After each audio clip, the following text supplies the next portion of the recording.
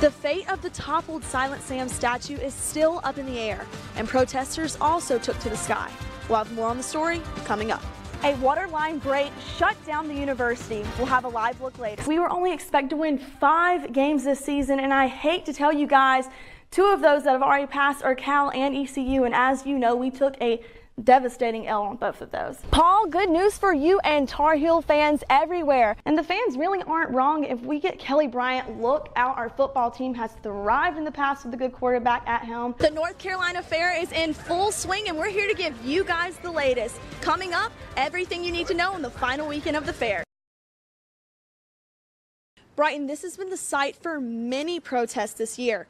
As you can see behind me, Silent Sam statue is no longer standing. Some protesters have even taken to the sky to express their opinions about the toppled statue. You may have seen this plane flying around with a Confederate flag behind it and the words, "Restore Silent Sam." Now you may be asking, who is doing this? It's part of Operation Not So Silent Sam. This group says it plans to continue to fly around the state for the remainder of the month. It has also just been released that the university has pushed back the date to decide the future of Silent Sam. That's right, Brighton. There is a ton of food here to choose from, but right here what I have is what's bringing everyone to the fair. It's the donuts covered in Texas Pete sauce. That's right, donuts in Texas Pete sauce. We have everything you can choose from fried hamburgers all the way down to fried ice cream, but I decided to choose this today. I'm going to taste it for you guys just to give you what I think about it. Welcome back, guys. It's the final sports block of the season. I'm Natalie Hardin. It's not in season, but UNC fans just cannot seem to stop talking about football. One of the most pressing issues in football right now is the concern of CTE, a brain disease related to repetitive brain trauma. UNC's Injury Prevention Center is one of the most advanced brain trauma research facilities in the nation.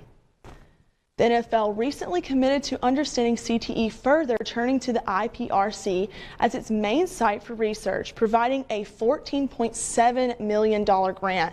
This is one of the first times the NFL has publicly supported long-term study of neurological effects of concussions and head trauma. Sticking with football, the Mack Brown Celebration Tour continues. The new head coach at UNC has been getting a surge of top-level recruits to consider UNC, and this could increase as the Mack finally got to put on the jacket last night. Brown is now part of the College Football Hall of Fame, along with Mack, former Michigan defensive back Charles Woodson, and legendary coach Frank Beamer highlighted the 2018 class. In more unfortunate news, Kelly Bryant, the highlighted tout senior transfer from Clemson, chose the University of Missouri instead of UNC, and the men in blue are losing their #1 wideout. In an official statement, Anthony Ratliff Williams stated, "I would like to thank the University of North Carolina, Coach Fedora, and the UNC staff for giving me the opportunity to play the game I love." So Mack will be without the stellar wideout and quarterback who have made an immediate difference. It's been a pretty good semester of sports, including a national title in field hockey. Enjoy the holidays. Back to you guys. As you can see behind me is Granville Towers, where many residents reported having brown water coming from the tap. Although the main line break was miles away, many UNC students were impacted. A water line break in Carver created a chaotic scene Monday. Traffic piled up as people rushed to stores like Walmart to stock up on water. Past, I guess, whatever it's been, 24 hours, it's been a little stressful, not being able to, shower, have drinking water. Hasn't been super hard to find for me. I've been able to, go get bottles of water at places, but it's been, stressful to not just, drink. The Owasso Water Treatment Plant on Jones Ferry Road is the main water source for people in Orange County, including UNC.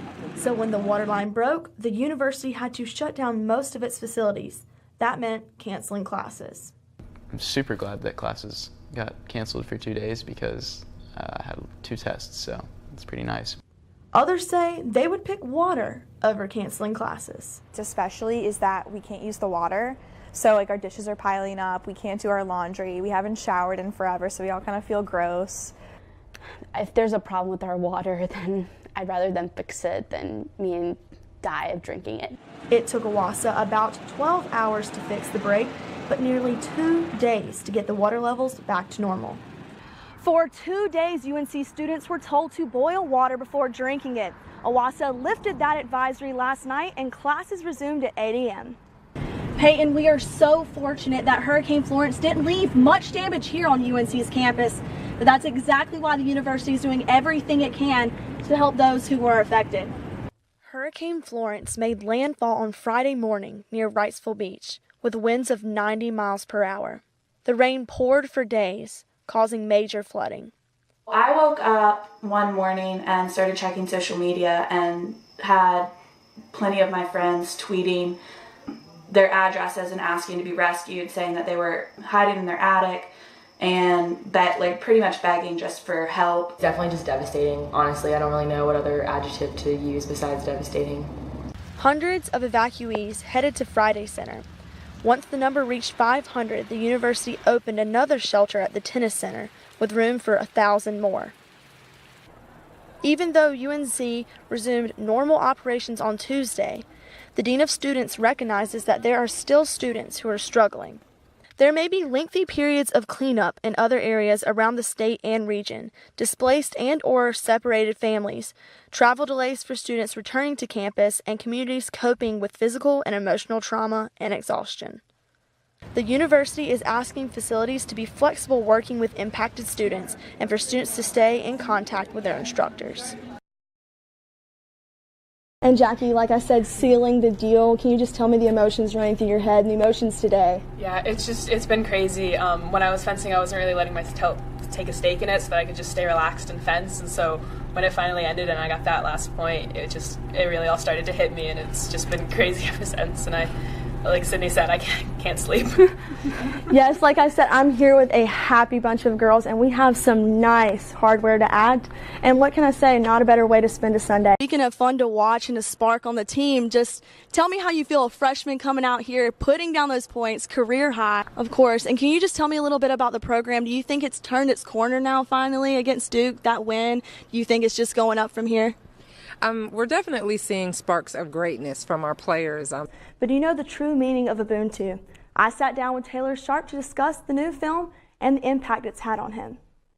So on this week's of What's Trending, we have Taylor Sharp here to talk a little bit about his film on Hoops for Africa. So how and when did you come up with, this is something that I want to do, I feel inspired to do this? It all comes back to my summer spent in 2013 in Zimbabwe. I was seeing these stories unfold before my very eyes, and when I left, I really made it my mission to be able to bring those stories back. I really fell in love with the people